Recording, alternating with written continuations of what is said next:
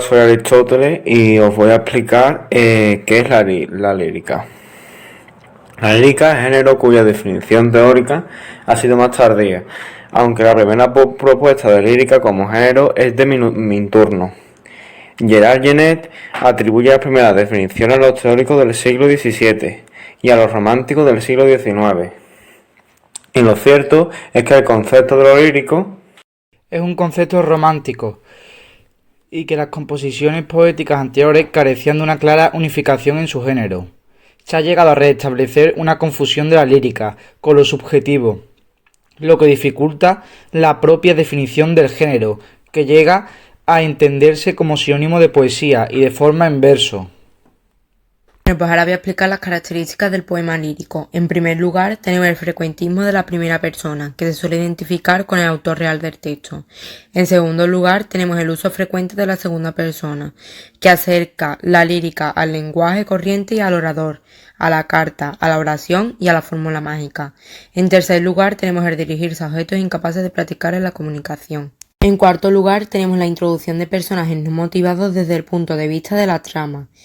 Y por último, en quinto lugar, el uso de elementos no motivados en el plano de la trama, exclamaciones, peticiones, etc. Género lírico. Recibe su nombre del instrumento musical con el que los antiguos griegos acompañaban los cantos, la lira. Son textos a través de los cuales yo transmito sentimientos, emociones o sensaciones respecto a una persona u objeto de inspiración. La expresión habitual de este género es el poema. En mi poética principalmente utilizaba los siguientes temas: la lógica, donde destaca las categorías de la interpretación, primeros analíticos y segundos analíticos. Otro tema sería los tratados de física, donde destaca la física sobre el cielo, meteorología del universo, del alma e historia de los animales. Otro tema sería la metafísica y la ética y política, donde destaca la ética nicomaquea, ética eudemia y política. Y por último, la poética y la retórica, donde destacan la poética y el arte retórica. En mi época casi todo se escribía en verso, incluso la lírica y la ciencia. Por eso fue el primero en distinguir entre los que escriben literatura en verso y los que escriben ciencia en verso. Siempre decía, no corresponde al poeta decir lo que ha sucedido, sino lo que podría suceder. En efecto, el historiador y el poeta no se diferenciaban por decir las cosas en verso o en prosa. La diferencia está en que el historiador cuenta lo que ha sucedido y el poeta lo que podría suceder.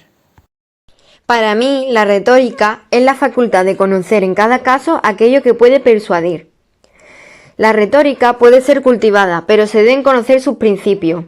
Se basa en lo verosímil. Mediante el razonamiento se debe demostrar aquello que la gente cree posible.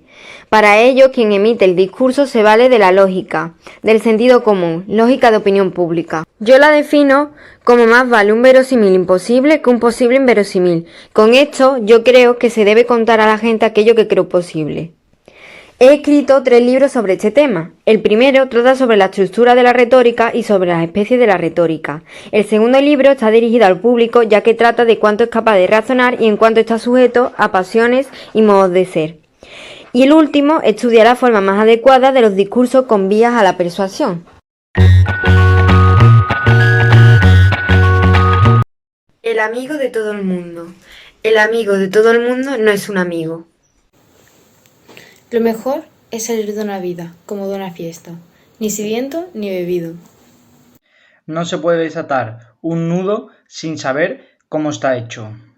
El alma es aquello por lo que vivimos, sentimos y pensamos. La virtud resplandece en las desgracias. La verdadera felicidad consiste en hacer el bien. Los grandes conocimientos engendran las grandes dudas. Bueno, pues hola a todos, yo soy Iván Raya, soy del grupo 4 y a nosotros nos ha tocado hablar sobre el teatro de Aristóteles.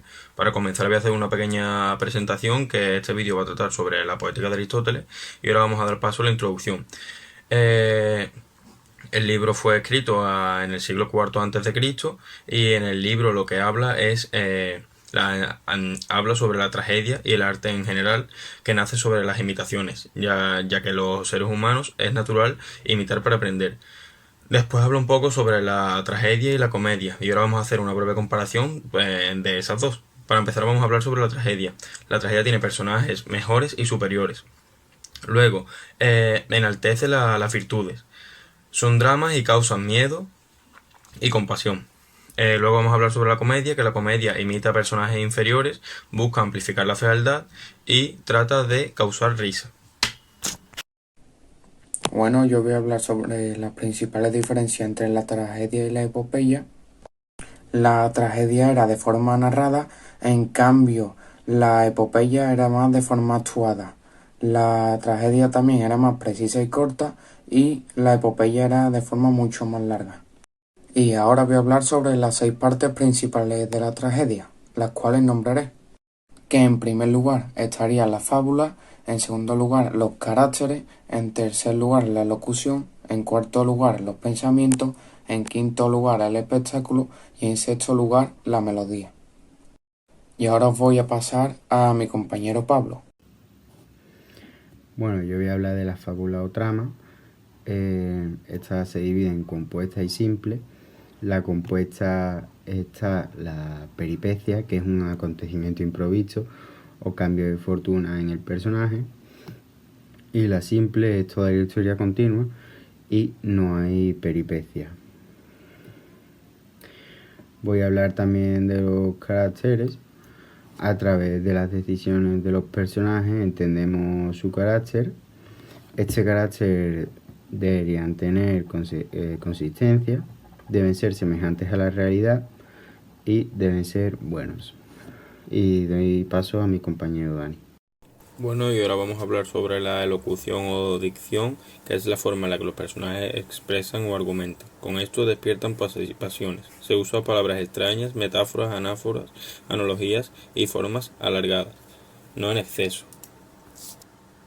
Ahora hablaremos sobre el pensamiento, razonamiento discursivo, en todo lo que debe alcanzarse mediante el discurso, demostrar y refutar. El espectáculo es la puesta en escena, se hace para atraer al espectador, no es importante según Aristóteles, ya que la fuerza de la tragedia está en el texto. La melodía, las intervenciones del coro es un adorno para la tragedia.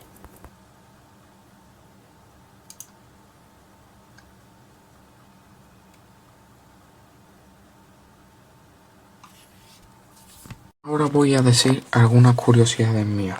Por ejemplo, ¿cuál fue la expresión célebre que Aristóteles en su Poética sacó sobre el teatro? La elocución es la expresión mediante las palabras 50-15, tampoco un arte de la tragedia, sino de los actores y las direcciones de escenas. Pregunta, curiosidad, es ¿cómo ve el teatro de Aristóteles? Lo ve como un tipo de arte que emplea recursos variados, como el ritmo, las palabras y la música, con el fin de imitar. ¿Y cómo ve Aristóteles la literatura? Lo ve como un arte que imita solo un lenguaje a partir de medios utilizados por cada uno de ellos. Ahora, para terminar, voy a decir una frase célebre mía. Lenguaje sencillo, lenguaje de sabio. Y con esto despido este vídeo. Buenos días, somos 2 alumnas de cuarto de ESO A y estamos haciendo un vídeo explicativo sobre el nombre de la rosa con motivo del proyecto Aristóteles que se desarrolla en el centro. Para comenzar, hablaremos de la información general acerca de esta obra, en la que podemos destacar sus principales personajes, que son Guillermo de Baskerville, Adson Mary y Salvatore. Y también cabe destacar que esta obra fue publicada a finales del siglo XIX en España, concretamente en el año 1892. La película ha tenido muy buenas valoraciones, la mayoría de ellas entre 8 y 10 puntos, y por ello creemos necesario hacer un resumen sobre ella. Todo comienza en una abadía de Sacra y San Michele, en la que se empiezan a dar extraños casos de muertes de monjes. Ellos no eran muy normales, ya que a veces cuando llegaba una mujer salían de las normas que tenían establecidas y otros casos parecidos. Debido a las muertes, contratan a un investigador que también era monje, pero no de la misma orden, para que investigue sobre la causa que las puede estar relacionando. Al final se acaban dando cuenta que uno de ellos había envenenado las páginas de un libro de Aristóteles, ya que consideraba que tenían un contenido prohibido, y al pasar la hoja cuando mojaba el dedo con la lengua, pues acababas envenenándote y muriendo, de modo que su contenido no se pudiera difundir.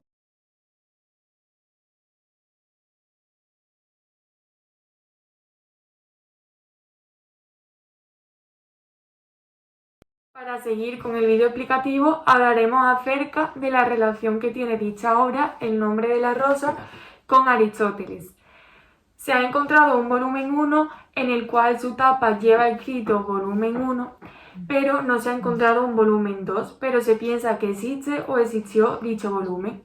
En el primero se habla sobre la épica, poética, y en el segundo supuestamente solo se habla acerca de la comedia. Humberto Eco pensó que la comedia debió ser muy importante en la época de Aristóteles o para el propio Aristóteles e inspiró su obra El nombre de la rosa en este tema. Y ahora os vamos a dejar un fragmento de la película que habla sobre qué es lo alarmante de la risa. Libro en griego que, según vos, jamás fue escrito.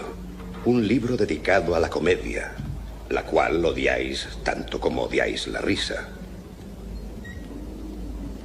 Quiero ver la que seguramente es la única copia existente del segundo libro de poética de Aristóteles. Ahora trataremos el modo en que la comedia estimula nuestro goce del ridículo, utilizando personajes vulgares y divirtiéndose con sus defectos.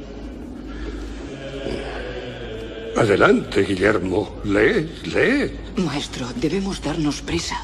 Si la luz es muy débil para vos, dádselo al muchacho y él podrá leerlo. No desearía que mi fiel discípulo pasara vuestras hojas envenenadas. No sin la protección de un guante como el que yo llevo.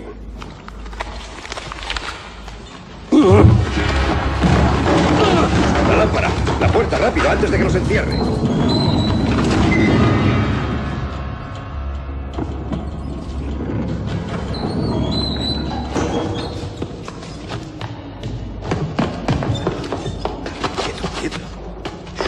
Venerable hermano, hay muchos libros que hablan de la comedia.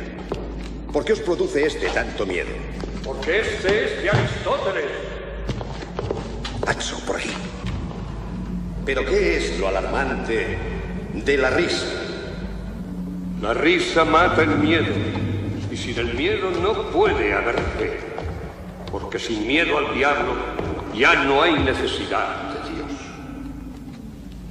Pero no eliminaréis la risa eliminando ese libro. No, desde luego. La risa seguirá siendo la diversión del hombre sencillo. Pero ¿qué ocurrirá si por culpa de este libro los hombres doctos declaran que es permisible reírse de todas las cosas? Podemos reírnos de Dios, el mundo desembocaría en el caos. Por eso voy a sellar lo que no debe ser dicho. Y me convierto en su tumba.